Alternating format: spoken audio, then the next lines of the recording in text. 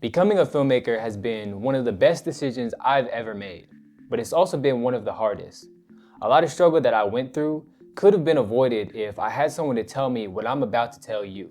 Today, I'm going to share 5 things that make beginner filmmakers quit before they've even started.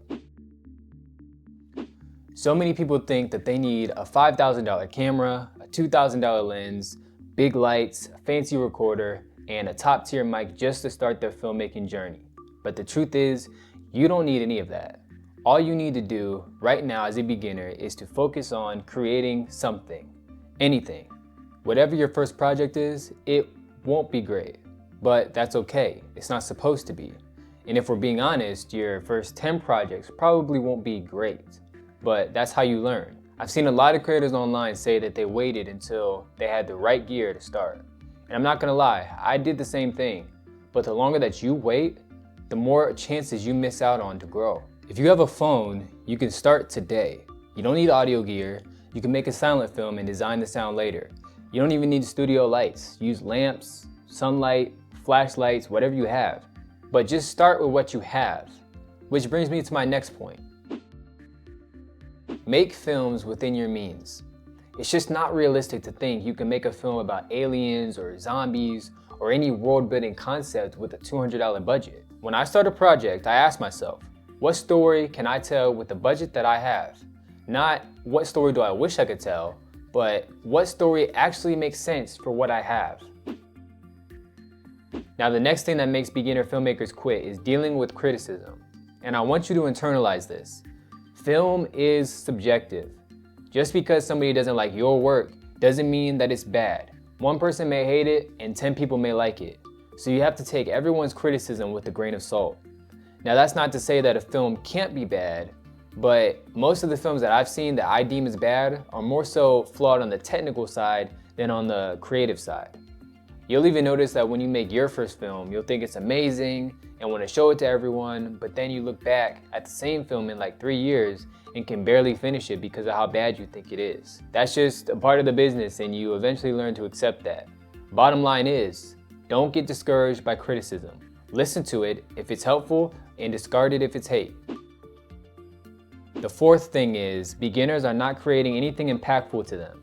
Now, this bit of advice is completely subjective, but the best films that I've ever watched have left a lasting impact on me. There should be a story underneath the story that we're watching. For example, I was watching an interview on the YouTube channel Filmmakers, which, by the way, is an amazing asset for learning the business side of filmmaking. Anyway, I was watching the interview, and this director, I forget his name, but he was breaking down why shows and movies need a why. Like, why are we making this film? I get, to tell the story, but like, what is the story truly about? So he begins talking about the story of Breaking Bad. Now, I think everyone who's watching knows about that story, but if you don't, it's about a man who's recently diagnosed with cancer and decides to sell meth in order to leave money for his family when he's gone. But if you dig a little deeper, you realize that the show is really about the study of change. And if you remember in the very first episode, Walter White explains what chemistry is about. He says that chemistry is about the study of chemicals changing. For the purpose of the show, we weren't studying the change in the chemicals, but we were studying the change in the characters over time. I say all that to say, make something that tells a true story, not just to entertain people, but to change people. The fifth and final thing I believe make beginner filmmakers quit is not having a true love for film. Having a love for film doesn't mean that you enjoy making them. It means that there's nothing else on this planet you could ever see yourself doing. I know that sounds intense, but I believe that your favorite directors have this mindset. And in my mind, I know that I probably won't become the next Jordan Peele. But to me, it doesn't even matter. If I spend the next 10 years making films that make no money or get no recognition, I will 100% continue to make films. That's just what it is. So you can come back to this channel in 10 years and my subscriber count may not have changed at all. But what you will see is that despite all the time that's passed, I've still been uploading consistently. While we're on that subject, it would mean the world to me if you subscribe to my channel, but only if you're serious about filmmaking. Because your why, your drive, is the only thing you'll have when the views stop, the motivation dies, and it feels like no one's watching.